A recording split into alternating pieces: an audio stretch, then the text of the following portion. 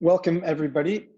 Super excited to have you all here for another webinar series that we're hosting today in MAGNiTT. It's my pleasure to host Walid Faza, who's joining us here to talk about an interesting subject. Today, we're going to be discussing how the market dynamics have been changing across the venture capital space. And what's interesting for me is to speak to someone like Walid, who I have a huge amount of admiration for, but a straight talker, and he's COO and partner at MSA Capital, a venture entity which is based out of China, but has become recently more active in the region.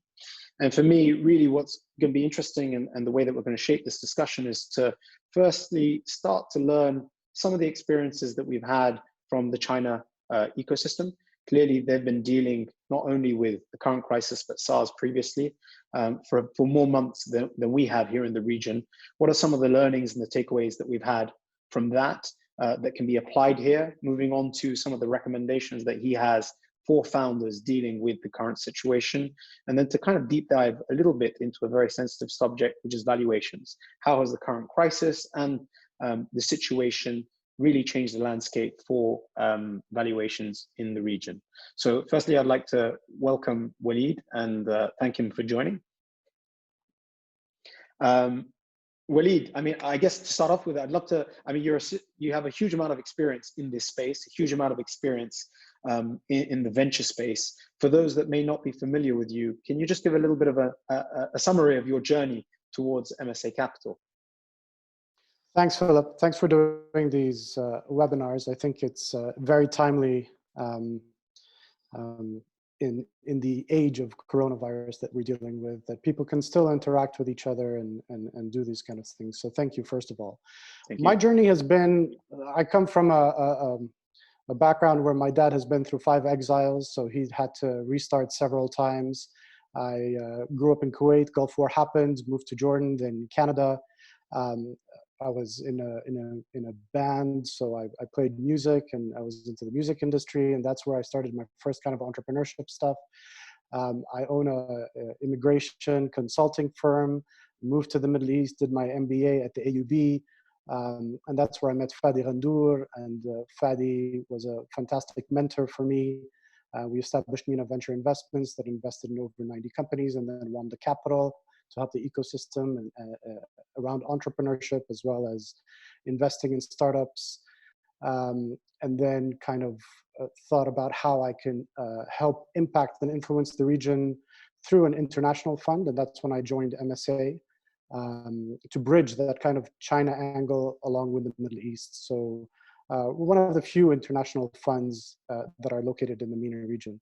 So my journey has been you know, a little bit all over the place, but for the past 10 years, it's been deep into the venture capital space in the MENA region. Awesome. So before we get going, I just wanted to say to everyone, please feel free to complete the poll that we published. I've just sent a quick message.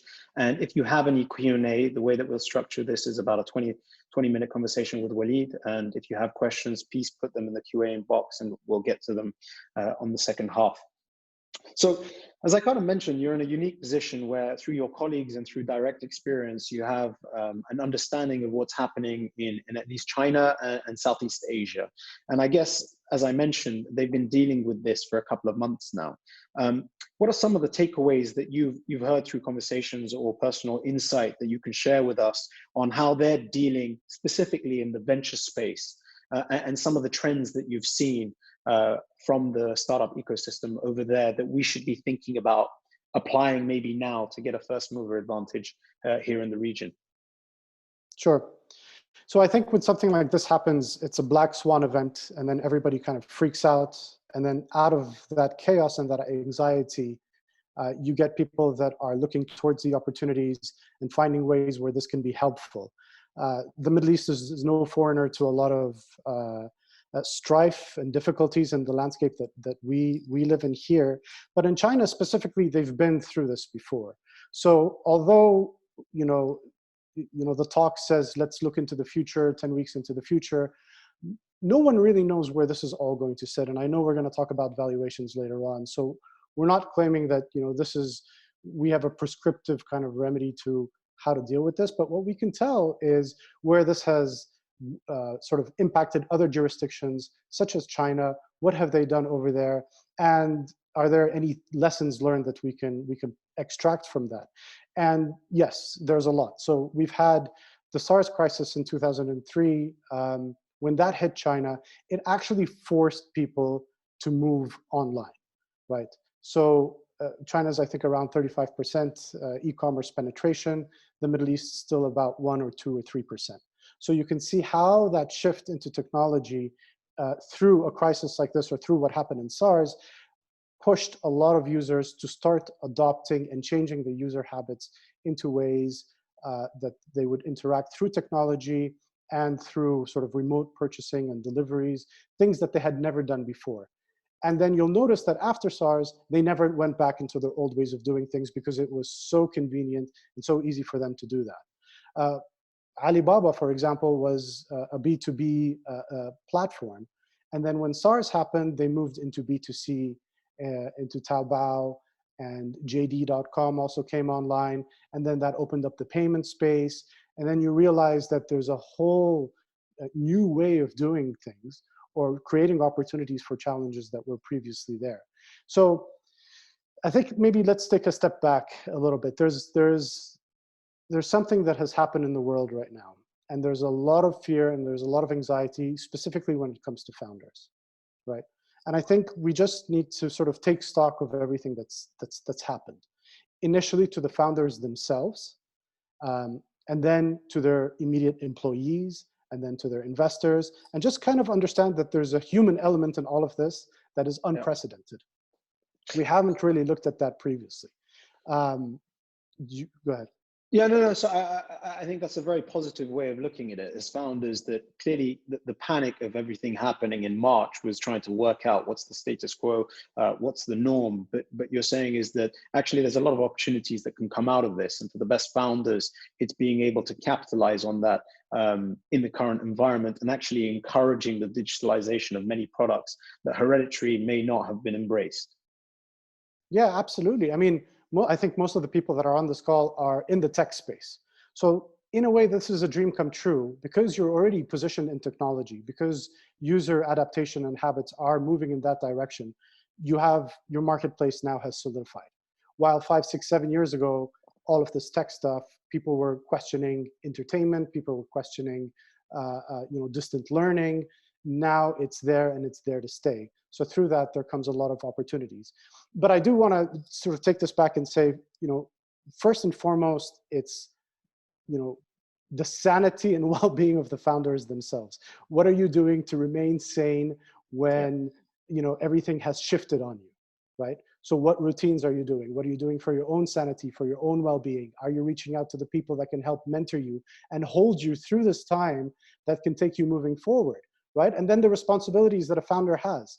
You've created this fantastic business, you've built it with blood, sweat, and tears, you've gotten investors on board, and then all of a sudden, the whole environment changes on you. What does that mean to your employees? How are you managing them?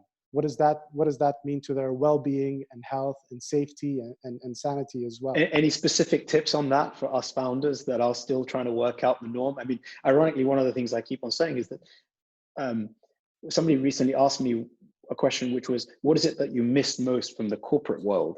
And I had to think about it. And then I realized it was not having a boss, because almost when you had somebody to lean on, there was always somebody that had a little bit more experience than you that you could lean on and ask for advice or mentorship and etc. And yet when you're building this company, you are the boss and you're the one that's leading it. Yes, you have the investors and the mentors. Any tips for us founders currently on how we can remain sane, as I almost say?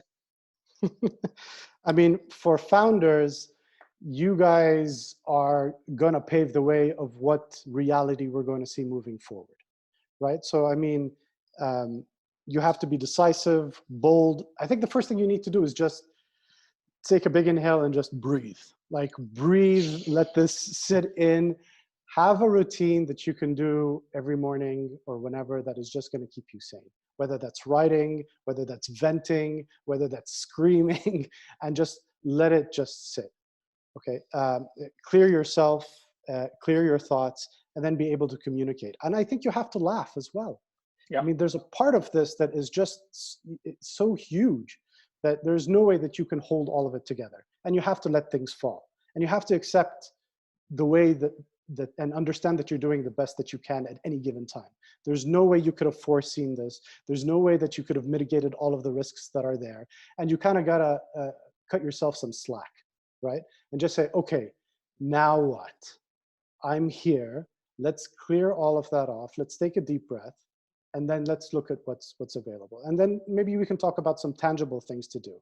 The first tangible thing is to say, okay, what have I got? Maybe you can get your executive team together, you know, create a war room meeting place and just sit there and say, okay, guys, ladies, this is what we have, right? Where can we cut costs? What makes sense to invest in moving forward? And I think when you make those decisions, a lot of entrepreneurs and founders are still thinking that things are going to go back to the way that they used to be. Yeah. And the reality of the situation is we have to wake up. We have to just stop for a second and see that there are a lot of things that are going to be non-essential. You had a business plan that you were working on for 2020, and then you had a lot of targets and goals. You really have to sit there and say, those things are probably not going to happen. How can we cut costs? How can we conserve? How can we be efficient with what we have? You know, unless you're building something that you can capitalize on in terms of revenues in the next 3 months, then that's not priority. And all the priorities need to change. And it's okay. And no one is going to say that you're a failure for changing your priorities. You know, a lot of founders are going to think, what's the board going to think? What are my investors going to think? What are my employees going to think? No, you're actually a leader. The founders of today are going to be made, you know, of incredible leaders that are going to move us forward. And leaders have to take tough decisions at the time when it matters most. And this is where you have to restructure your whole business plan for 2020 and have the courage to say, these are things that are not going to work. Okay. And you need to be okay with that.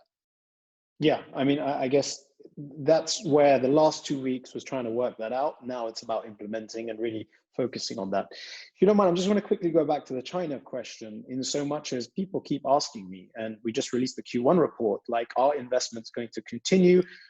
We showed that Q1 was actually quite a strong quarter from the Q1 report, but actually the truth of the matter is all of those deals have been factored in, and it's kind of a momentum play from 2019 moving into 2020. And we actually saw a 64% drop year over year in the number of transactions in March. And I'll be writing a note on why I think all of that has taken place. But what everyone wants to know is what's going to happen in the next 2 quarters. So I guess the question is, in China, has there been a slowdown in investment activity, or in Southeast Asia? What has the dynamic been for investors there? Or has it become business as usual after a small period of time with a change in mandate? Are there any lessons that we've learned from there that we can think about here in the region? Yeah, I think when the shock initially happened, all deals on the table were pulled off because you didn't know what was going to happen later on. The optimistic way of thinking about things is thinking that this is going to be like a V curve. We're going to stop, but then everything's going to go normal, and then we're going to come back up. That hasn't been the case of what has happened in China and Southeast Asia. It was not even a U-shape. So I think it's going to be a much longer drag into it. Just realistically looking at how things are. So the number of deals on the table are going to go down. The money that's available for VCs have to be recalculated into follow-on investments and how that's going to look like into the deals that the companies that the VCs have already invested in, right? So it's going to be difficult to see. I know you said that the number has gone up, I think 2% comparing to 2019. And I think that's testament to what's happening in the whole ecosystem. And you're right to say that many of these were factored in probably beforehand. Are we going to see the same thing in Q2 and Q3? I think the dollar value of deals, if you take on follow-on investment, might be there for the companies that are able to pivot and live in the new reality and the new norm of what's going to happen. But I think the number of deals are going to go down significantly, right? That's not to tell entrepreneurs and founders not to start new companies. I think in this reality, we have so much to look forward to in terms of education, in terms of healthcare, in terms of delivery, in terms of checking people's temperatures, in terms of how are people going to interact, you know, in this new environment. So there's a lot of ideas that need to be there. and payments and fintech and money and all of, huge opportunities. But I think in terms of at least VC investment, what we've seen in China is things now have started to pick up. But it's the companies that were able to manage the crises. So for example, MSA Capital has invested in a company called Yidu Cloud. Yidu Cloud deals with big data, especially in the healthcare sector. So you're able to track where patients are. It's all communicated together to understand where they're going. Data is huge now. And I think the laws on data are going to shift at a governmental level, at a corporate level, at an individual level, so that we're able to manage information to streamline during these times and moving forward. MSA also invested with a company called BGI, and they deal with genomics, but they're at the forefront of doing the testing kits for COVID-19. And they just built a huge testing center in Abu Dhabi. So it really depends where you're playing. And I want to, out of interest, because this happens a lot and you're hearing it from investors. Yeah, we want to invest in companies that are almost capitalizing on the increased demand that you have right now. But for me, is that an investment for the long term, or is that an investment for now? i.e., are these sustainable businesses if you're looking at testing in COVID-19 era to 2, 3, 4 years? Or is it maybe they'll develop into a much bigger company but have benefited from the increased demand now? Yeah, so excellent point. This is not a hit and run, and this is not being opportunistic about something that's short term, because that's not going to last, and you can't build a business upon that. But BGI do fertility clinics, and they do a whole bunch of stuff that they've been able to repackage and create more demand and even more stickiness and trust. So let's talk about trust, because I think that's really an instrumental point in all of this. First of all, the founders trusting themselves. Second of all, building trust with your suppliers, with your investors, those that are in crisis mode that need you and are most vulnerable right now. And that's when you can build the biggest trust that is going to be sustainable in the long run. These are businesses that are going to remain and probably iterate through this new norm, right? So it's not something as, yeah, maybe we want to open up a mask manufacturing facility now, but then how is that going to iterate moving forward? And I think founders really need to ask themselves and dig deep inside and see what are the kind of things that are going to be sustainable moving forward. And little pivots, right? So last mile delivery companies now are going into healthcare. Now are saying, yes, there's a huge demand, just slightly changing the standard operating procedures of the people that we have in our inventory, in our warehouses, in the delivery. And now we can add on this new product line that was, previously unheard of. And then we can go there and we can cement our place there moving forward, right? So this is not something that you're just going to do for a couple of months and then forget about it, because then you're actually wasting resources. The idea here is to be as efficient as possible with the dollar that you have and the resources that you have. So when we say take stock of what's happening right now, cut costs, and only invest in things that are revenue generating for the next 3 months almost immediately, those are the things that are going to stick, and those are the things that are going to keep the company alive moving forward. Beyond. I want to talk about, for instance, the relationship with potential founders as well as your portfolio company. So 2 questions, but I'll start with your portfolio company. We were on a call the other day and a gentleman, which I'll keep anonymous, said, well, now is the time for the VCs to start earning their carry. The way that they act with their portfolio companies now is the way that they will be further supporting us investing in them as an LP. In the current environment, for any founders like myself that have investors, is the emphasis on the investor to reach out, support the founders, or is the emphasis on the founders to go and reach out to their investors to seek guidance and advice? And what guidance and advice should we be asking from our investors right now? We reached out to all of our portfolio companies. We've created online meetups and seminars to be able to give them the information. I would suspect that venture capitalists that care about their companies would do the same. They would at least open up the doors of communication and say, we're here, how can we help, right? But they're not going to go there and re-engineer your business plan for you. We've, as venture capital investors, we always give the power to the entrepreneur and to the founder for them to do that, right? So they're still guiding the ship, which means the onus is on them to come out and start collaborating and start reaching out and saying, hey guys, how can you help me? But this is not something where it's just like, I'm entitled to money now because you've invested with me before. No, that's not the way it works. The way that it works is you sit down, you collaborate, you look at strategies. Some of the strategies that you look at are, I need a bridge round to get me to where I need to go.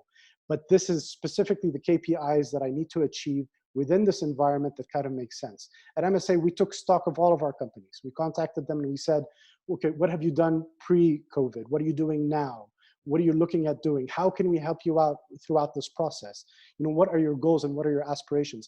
But from a VC perspective as well, and I think something that we need to talk about in the region is that there is a lot of opportunity for mergers and acquisitions, for consolidation to happen, you know, and founders need to let go of their ego a little bit and look at their competitors and even find ways to either collaborate or have potential acquirers come in and create those consolidation plays that we're seeing in the region. That's a huge win for everybody. You know, even governments are looking at some kind of consolidation that says, okay, what kind of bailout can we do? What, you know, could make sense for one country that can passport into other countries? And those are the kind of conversations that VCs can help out with, right? On one thing you mentioned, and I loved it, and I keep quoting it in slightly other words, but when we were at the 500 retreat, you really said building a relationship and trust with your investors. If something smells, let's call it funny now, it's likely to smell funny in the future. Is now potentially, and this is just a question I thought of now, a time to really air some of the laundry that you have with your investors to make sure that you're all on the same page moving forwards? We would hope that that wasn't the case. I mean, transparency is key in all of this. It's key in the way that you're dealing with yourself and the way that you're dealing with your employees as well as your investors. Absolutely. I mean, now is the best time for you to say, listen, this is not working. This hasn't been working. I've been struggling with this, and air it all out. Because if you're not transparent with, you know, your employees, your founders, your investors, your stakeholders, and all of this, you're not going to get anywhere. This is actually the perfect time for you to air out all of your grievances. You know, just come out clean and say, listen, this didn't work, but these things are shifting, and come up with opportunities and ways to move these things forward. Absolutely. You know, one of the questions that we were talking about before this, you were saying, you know, what kind of advice do you have for entrepreneurs, you know, especially the ones that are coming up either in our portfolio or otherwise? And it's, you know, cut the bullshit.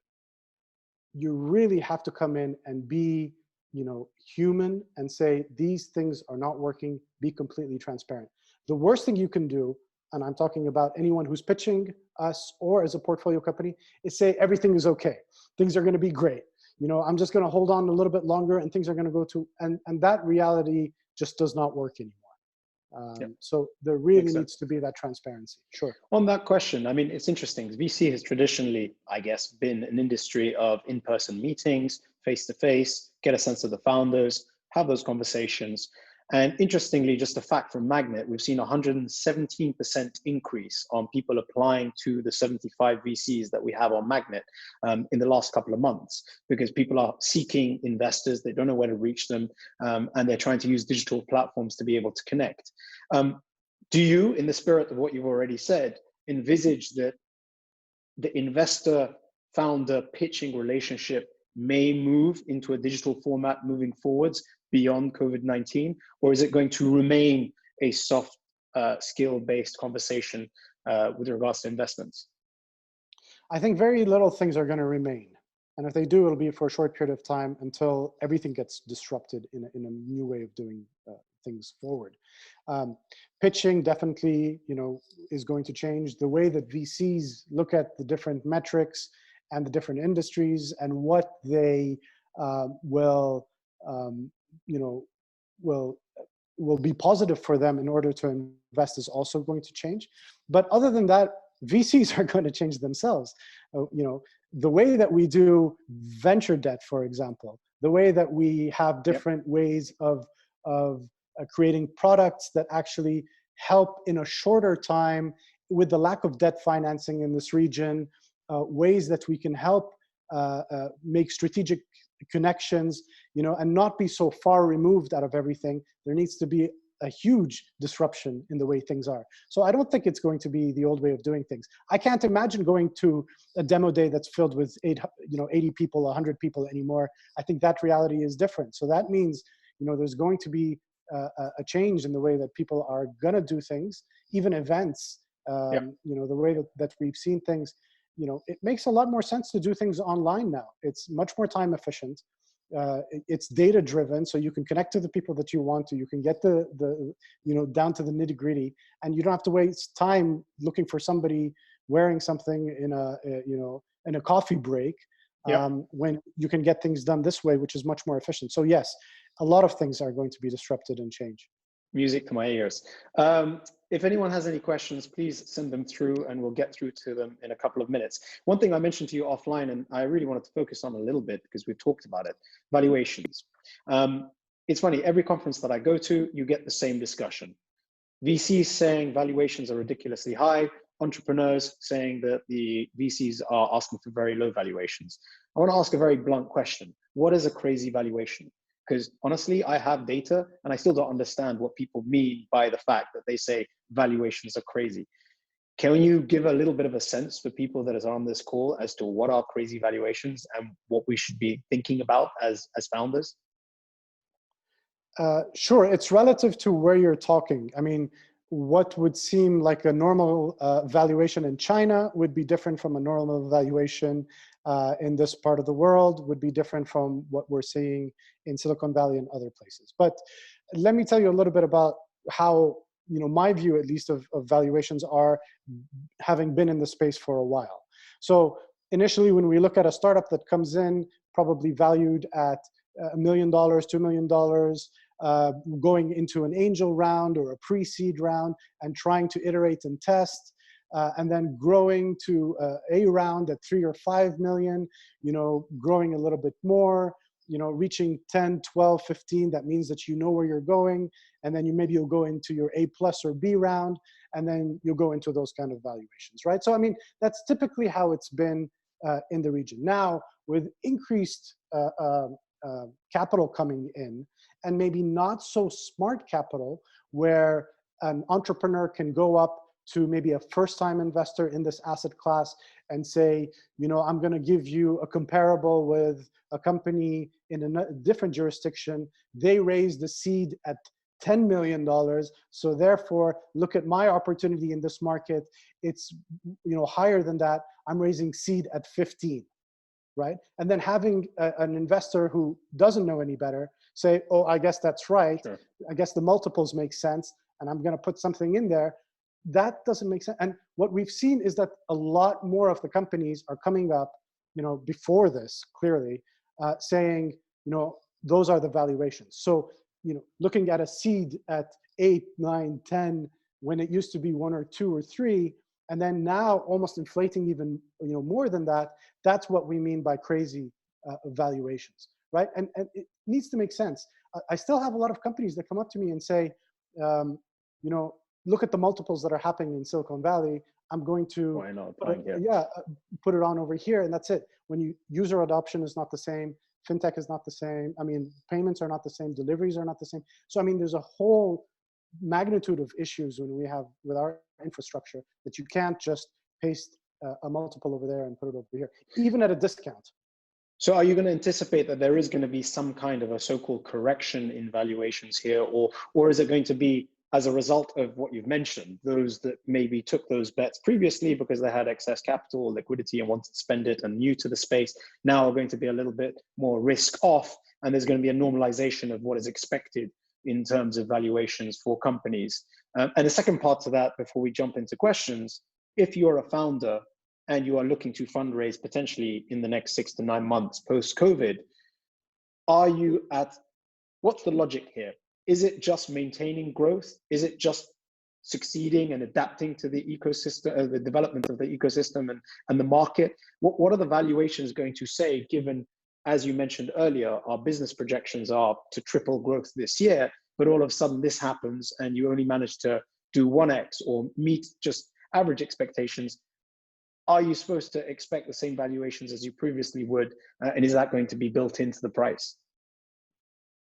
So there's a global depression, if not a recession, right? So let's look at this from a macro perspective. We have oil prices crashing. We have the COVID happening.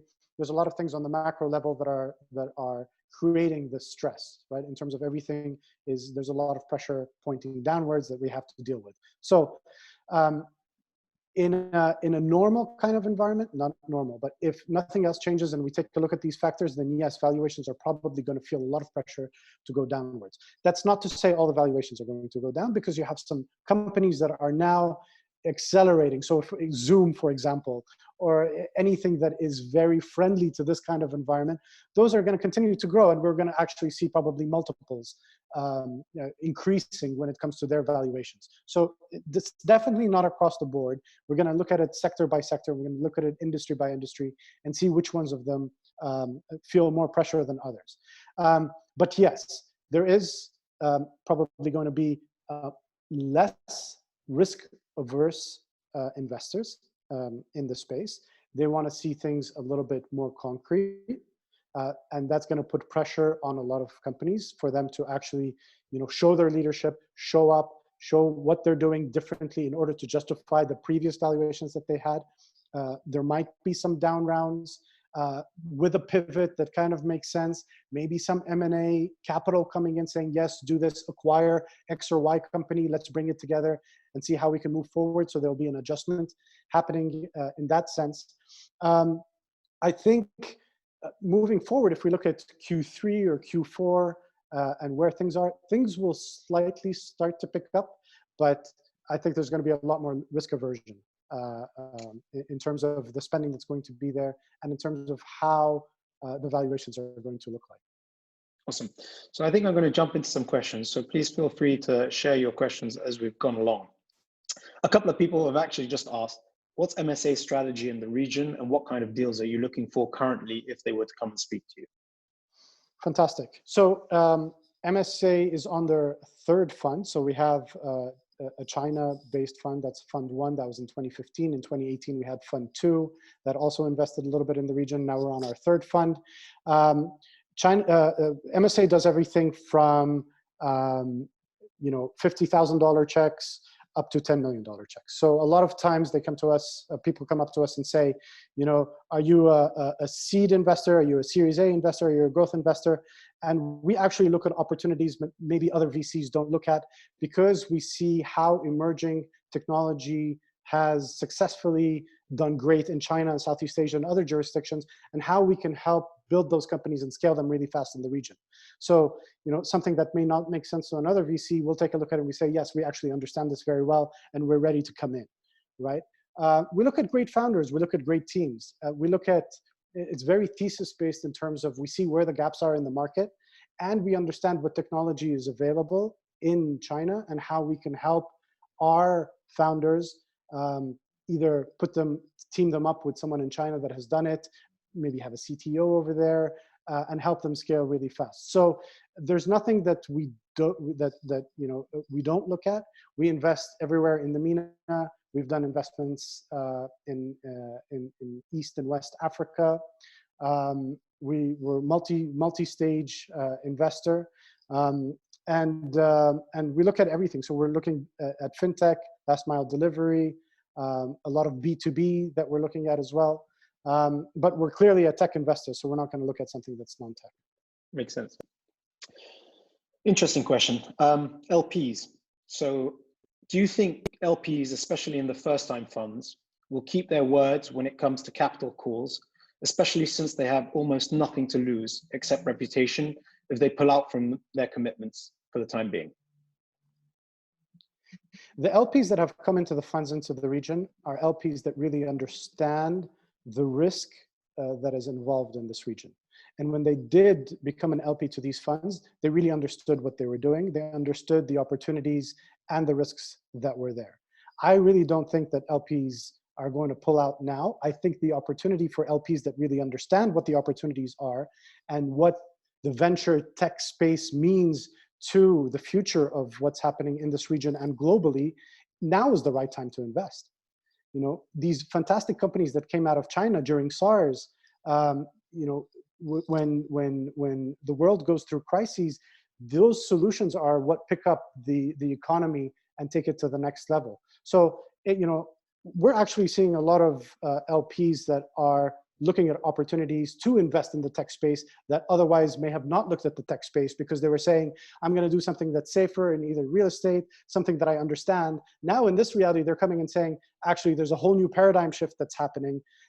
I want to put my money there because I see where it's going, right? And what the potential is. So I think there's a lot more that's gonna stay there. So I think the smart LPs that have already bought into the narrative of investing in emerging technology markets will continue.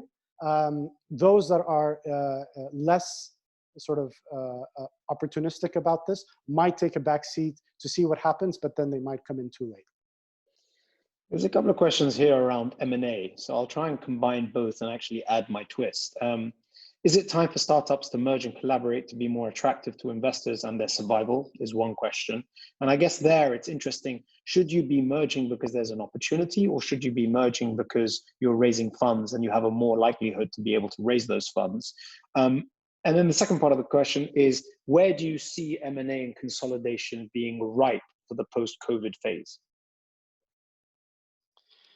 So maybe M&A gets a bad rep in terms of being, sort of cannibalistic in a way where, someone is failing and then you come in and you sort of take advantage of that. I see it in a much more collaborative way. I think the reality of the situation says, I'm occupying this space in this region. We understand that, especially if you're playing in the MENA region, the successful stories and the successful exits mean that you're able to scale into different countries. So therefore, you're going to go into that space. You're going to go into Egypt. You're going to go into Saudi. You're going to have to expand anyway. If there's a player that is doing the same thing that you are over there, now is the most opportune time to be able to do it based on metrics and collaboration that kind of makes sense for both companies. So, the question is, are we doing this just so that we can get another round of investment? I don't understand why people think that you have to put on some kind of fakeness to get investment. If you're trying to fake it to the investor, again, it's going to show up later on. It's not going to make any sense. The only reason why you would do these things is because it makes perfect sense to the business, and that's why and when the investor is going to come in and put some dry powder behind that so that you can scale to where you need to go. So is it ripe? Yes, I think it now is a great opportunity because a lot of times we were saying, okay, that guy's across the border over there, they're playing in their field, I'm playing in my field. Today it's like, no, actually we need those synergies. How can we work together? How many vans do I have? How many vans do they have? How can we put this together? Is my technology better than their technology? Maybe I can focus on the payment side of it. Maybe you can focus on the logistics side of it. Maybe they're really good about doing something else. Now is the time to really stand back, put the egos down, and really see what's best for the market, the industry, and for yourself as well, and the longevity of the company.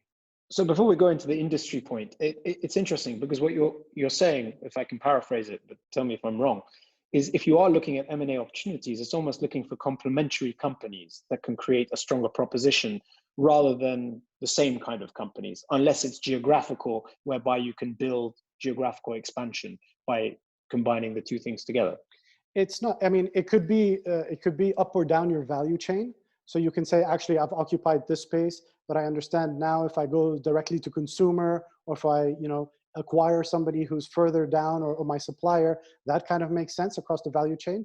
But it also makes sense when you kind of parallel to each other, right? And saying, yes, there's a lot of synergies and we can get a lot more geographical scope. I think we have to be very creative. This is a call for creativity and leadership at this point in time. I don't think that there's a preset way of doing things. We're actually charting uncharted territory and navigating through the space, saying things that you never really thought about before, that you could repurpose your ideas or your platform that you have, which is already in technology, so you already have a step up from a lot of other people, and then how can you move that forward, collaborating with somebody else and potentially acquiring them or merging them. Interesting. There's two questions that are at the very early stage for founders that are kind of seeking investment. First part of the question is, if you're a startup with no revenue, yet promising customer signups and good business model, should you be going for seed funding right now? And another question is, should you be looking for funding right now? or should you delay it and focus on growth? Funding is usually for growth. So again, the headline is it's going to be harder to get cash now, right? If you don't have investors that are doing follow-on rounds in you to go out and introduce something new. Again, you're going to have to be 10 times clearer about what you're doing, and going into a much more kind of tight-knit, efficient business model moving forward. Should these seed companies go out and talk to investors if they have something where user adoption is growing and they're at the seed round? Absolutely, yes. You might have gotten into something or a technology or unlocked a gap in the market that makes a lot of sense. Funds already have a mandate to invest in these companies, and we're constantly looking for them, even though we might be a little bit more stringent in the way that we look at things and really understanding how they're going to survive in this new kind of environment. So for the funding for seed, yes, absolutely, although it's going to be a little bit more stringent. Should companies go out and fundraise now in this environment? If they have a breakaway idea that makes sense within this environment, I think investors are going to be behind that. We've seen that in our portfolio companies, where we can sit down, we strategize with them, and we see where they're going, and we'll give them the vote of confidence and trust by putting in some money, and other investors come in, and we're seeing those rounds take place. If it's more of the same and it doesn't really fit in this environment, then absolutely not. Then it's really about making your dollar last as long as possible and really adapting to the changing environments, and see how you can repurpose your technology in order to get to where you need to go. Thank you. Do you think that this black swan event will drive growth in both Agrotech and health tech in the region? And do you have any industries that you, if you had to bet on, believe that there is really opportunity and growth? A, for companies that are looking to potentially pivot, and B, if you're starting from scratch, that you should be looking to identify? Yeah, great question. Yes, I do think health tech, Agrotech, entertainment, and actually I've shared a document with Philip that we can circulate to those that are interested, really talking about the industries, both from a VC perspective, those that are having trouble raising or pivoting, and those that are going to be, the next unicorns or multi-unicorns that are going to come in into this space. So yes, absolutely. Healthcare, homeschooling, staffing, payments, telemedicine, wellness, a lot of these things, absolutely. Someone's asking clean tech? Yeah, clean tech, absolutely. I mean, we've been waiting to see clean tech. We understand that energy is an issue. We just haven't seen a lot of clean tech in the region, and it always surprises me. Again, it's different asset classes, and it depends who your investor is. If it's somebody who's going to go in and start investing in, PV cells and a big manufacturing plant, rather than finding ways to optimize energy and maybe have different kind of alternative energy sources. But yes, absolutely. There's an interesting question here, which I'm going to take the question, but kind of twist it. I've just started a creative agency, an ad agency this year. Do you think startups like mine, so non-tech agencies, should take this opportunity to evolve and add more digital revenue stream in the current environment? I guess for a purpose of potential investment. And is there a larger question there for all SMEs that were previously offline should be looking at going online? Yeah, I mean, you're a little bit late. People have gone into online digital advertising because of the data and because of how close-knit our social media has become, and how we rely on it on everything. So clearly, if you were in the old school billboards and a newspaper advertising sector, those days are gone, and they have been gone for the past decade or so. So, should you shift? Absolutely. Should you find ways of doing things differently and innovate on those to reach your audience? I mean, today you have social groups everywhere, in little pockets. How can you go and reach your target consumer in a meaningful way, alleviating some of the pain points that they have in a creative way of doing it? Absolutely. We still haven't seen something like that really come about. So yes, it's a great time to do stuff like that. I don't want to take up too much more time. Just one or two more questions. And if anyone has any burning questions to ask, please send them through.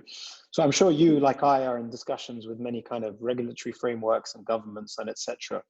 How do you predict, the question is from Kareem, how do you predict the change on the regulatory framework of the region or countries after COVID? And how will this impact the startup ecosystem specifically? And in my opinion, is there an opportunity to break down hereditary barriers in the bureaucracy of the region to try and help strive this digital transformation? Yeah, so first of all, let me say that I think all stakeholders in the industry, including government, are pivotal and critical in changing the way that we move forward. So just by simple example, the way that different governments have reacted to COVID, those that have been under lockdown, those that have been a little bit more lax, and you can see exactly what the effects are. So a government that has strong leadership, that really understands and is able to put plans towards fighting this and moving forward from this is critical. We all have to work in this together. So it's the private sector, it's the financial institutions, it's the governments. We all have to put this in together. It's the healthcare sector as well. Is this an opportunity? This is, I think, a God-sent opportunity for governments around the region to finally say the barriers to entry, the barriers to trade, the way that we are all have been, historically doing things in silos has to stop, is not sustainable whatsoever. So is there a way that we can take a look at ways of probably doing a stimulus based on the region rather than on a per country basis? Those talks are already in progress.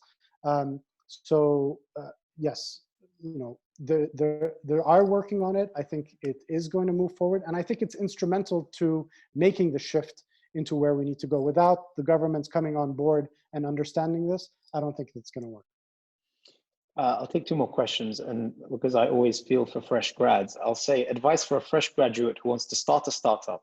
Is it a good time to start? If I can jump in, my advice to all fresh graduates is join a startup.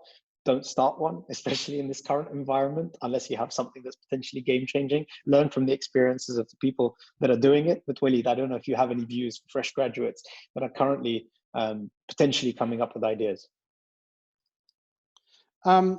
I agree with you. I think experience is necessary, but sometimes an innovative idea that can gain traction pretty fast is great. It's just much harder to get that, right? To get that idea. Yes, you should always be looking at innovating, but I think going into a startup and seeing what they're doing, especially in the field that you're kind of interested in, finding gaps that are happening over there, getting a little bit more insight in terms of how to deal with the different players, in terms of the technology, in terms of your users, in terms of what's happening, will give you a lot more insight onto how to move things forward. Absolutely. Fresh grads, you guys, you're the future. We do all of this and we provide capital and we support companies so that you can come up and 10x everything that we do and say, you guys have been doing it the wrong way or the old way, and here are ways to innovate on it. And we're not going to be able to survive without all of those things. Philip, just very quickly, I think data laws are going to change a lot when it comes to governments, right? So a lot of the times when they were saying, this is mine, I'm not going to allow this to you, how the sharing and collaboration is going to happen, that's going to be huge for the success of this region. And I think a lot of those are going to start changing. And we look forward to getting more data from VCs to be able to share more data with everybody else. I'm going to take one last question, which is an interesting one from Nidal, which is saying, would it make sense, you kind of mentioned this earlier, but would it make sense for VCs to proactively drive new offerings that are aligned with what is needed now? So instead of waiting for entrepreneurs to do it on their own, should you be guiding them to do it themselves, matching entrepreneurs with good ideas? Yes, there's a big onus on VCs to do that. But it's not us thinking about this in isolation. So while these talks are happening across the region in terms of how things are going to move forward, entrepreneurs are key to that discussion. You guys are the front lines of doing all of this. You understand the pain points more than anybody else. So the last thing you want is a government or a VC entity to come and say, these are the ways that things have to be done. when it doesn't relate to the reality of your everyday struggles as an entrepreneur. So I think it's very important that the entrepreneurs are part of that conversation in order to build or co-create that kind of reality moving forward. Was that the question? I don't know if I answered it. Yeah, I think it's like where's the emphasis on, and he's recommended maybe MAGNiTT can take the lead on aggregating that. And I think you had a suggestion on the call the other day that we need to start aggregating these ideas to be able to make them and connect. Yeah, and there are already people doing that. I think VCs are doing that. I know several VCs that have contacted me and said there's a lot of misinformation in the market, and that misinformation does not serve anybody. We would like to know what is the appetite of every VC. How much money is available for us? What do we need to do? How can the startups start collaborating with each other? How can we have a discussion that is much more intimate than just, something that's far out there? I want to be able to sit down and talk to somebody, get some mentorship, and really understand what my opportunities are, what my choices are. Because, I can sit here and philosophize about everything, but if I don't have somebody that's going to help me on a step-by-step basis on where I can go, someone who's knowledgeable, then I'm not going to get anywhere. And I think we have to have a lot more coordination that facilitates that, even in smaller groups, even if it's industry specific or geographically specific or stage specific. But yeah, those conversations have to happen. Otherwise, a hoarding of information doesn't help anybody in this environment. Walid, as always, thank you. I thoroughly enjoy your conversations. I enjoy your insights. Thank you very much for joining us on the webinar. Thank you to everybody that's participated. Thank you for everybody that's shared the questions. I hope you found it engaging. As I always say, if you have any feedback or suggestions on things that we can improve, please don't hesitate to let us know. One small thing that we're sharing with everybody on this webinar, we'll be sharing a discount code for anybody that wants to acquire the Q1 report, which will have some insights on what's happened in the last couple of months, 25% discount on that. And I'll share that with the email as a wrap up, including the 2 files that Walid has mentioned and a video. Walid, a bunch of people are asking, how can they get in touch with you? I could give out my email, but that's going to inundate me. However, so if anybody wants to get in touch with him, connect with him through MAGNiTT or send us an email, and we'll send them forwards, and then you'll be able to connect with the ones that you would like to take forwards. Sure. Thanks for making me accessible. Sounds good. Thanks, Philip. This has been amazing. Thanks for all the work that you do. I really think that you're positioned in a place to help out the ecosystem in a huge way. And just by doing this is testament to it. I appreciate it. Thank you very much. I appreciate it. Thank you very much. We're doing a session on Wednesday, if I'm correct, with Dana from Lunchon. She, as a startup founder, is having to completely pivot with her company, and she'll be sharing insights on what she has been doing to pivot, and the mindset of a founder. Exactly what Walid was saying is the now, not panic, but how do you take a step back, breathe, and reevaluate what you can do to continue to grow and scale. So finally, thank you very much, Walid. Thank you. Take care. Thank you. Take care.